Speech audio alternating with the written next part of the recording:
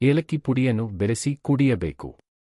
ಸೌಂದರ್ಯ ಹಾಗೂ ಚರ್ಮದ ಕಾಂತಿಗೆ ಲಿಂಬುವಿನ ಹಲವು ಕೊಡುಗೆಗಳ ಬಗ್ಗೆ ತಿಳಿಯೋಣ. ಪ್ರತಿದಿನ ಬೆಳಿಗ್ಗೆ ಮಜ್ಜಿಗೆಗೆ 1 ಚಮಚ ನಿಂಬು ರಸ ಹಿಂಡಿ ಕುಡಿದರೆ ಆರೋಗ್ಯಕ್ಕೂ ಉತ್ತಮ ಹಾಗೂ ಚರ್ಮದ ಕಾಂತಿಯನ್ನು ವೃದ್ಧಿಸುವಲ್ಲಿ ಕೂಡ ಸಹಾಯಕವಾಗಿದೆ. ಚಳಿಗಾಲದಲ್ಲಿ ಅಥವಾ ಶೀತದ ಹವಾಮಾನದಲ್ಲಿ ಚರ್ಮ ಒಡೆಯುವ ಸಮಸ್ಯೆ ಇರುತ್ತದೆ. ಅದಕ್ಕಾಗಿ ಒಂದು ಸುಲಭ ಮನೆಮದ್ದು ಎಂದರೆ ಹಾಲಿನ ಕೆನೆಗೆ ಲಿಂಬು ರಸವನ್ನು ಸೇರಿಸಿ ಚರ್ಮ ಒಡೆದಿರುವ ಕಡೆ ಹಚ್ಚಿಕೊಳ್ಳಬೇಕು. ತೆಂಗಿನ ಎಣ್ಣೆಯೊಂದಿಗೆ ನಿಂಬೆ ರಸವನ್ನು ಸಮ ಪ್ರಮಾಣದಲ್ಲಿ ಬೆರೆಸಿ ಹಚ್ಚುವುದರಿಂದ ಚರ್ಮವು ಮೃದುವಾಗಿ ಉತ್ತಮವಾಗಿರುತ್ತದೆ. ಮುಖದ ಮೇಲಿನ ಮೊಡವೆಗಳಿಗೆ ಸೂಕ್ತ ಮದ್ದನ್ನು ತಯಾರಿಸುವ ಬಗೆಯನ್ನು ತಿಳಿಯೋಣ. ಮೊದಲಿಗೆ ಹಾಲನ್ನು ಚೆನ್ನಾಗಿ ಕಾಯಿಸಿ 1/2 ಲೋಟ ಹಾಲಿಗೆ ನಿಂಬೆ ರಸ ಹಾಗೂ 2 ಹನಿ ಗ್ಲಿಸರಿನ್ ಹಾಕಿ ಬೆರೆಸಿ ಮುಖಕ್ಕೆ ಹಚ್ಚಿ ಮಲಗಬೇಕು.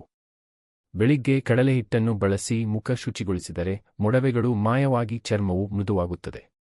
ನಿಂಬೆಹಣ್ಣಿನ ಬಗ್ಗೆ ಎಷ್ಟು ವಿವರಿಸಿದರೂ ಅದು ಕಡಿಮೆಯೇ. ನಿಂಬೆಹಣ್ಣನ್ನು ಗಾಯವಾಸಿ ಮಾಡಲು ಸಹ ಬಳಸುತ್ತಾರೆ. ನಿಂಬೆ ರಸವನ್ನು ಗಾಯಕ್ಕೆ ಹಚ್ಚಿದರೆ ರೋಗಾಣುಗಳನ್ನು ಕೊಂದು ಬೇಗ ಗಾಯ ವಾಸಿಯಾಗುವಂತೆ ಮಾಡುತ್ತದೆ.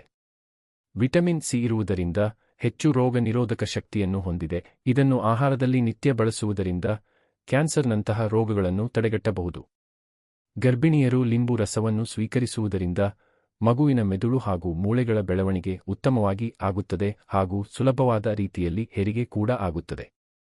ಹಲ್ಲು ನೋವಿದ್ದಾಗಲೂ ನಿಂಬೆ ರಸವನ್ನು ಒಸಡಿಗೆ ಹಚ್ಚಿಕೊಳ್ಳಬೇಕು.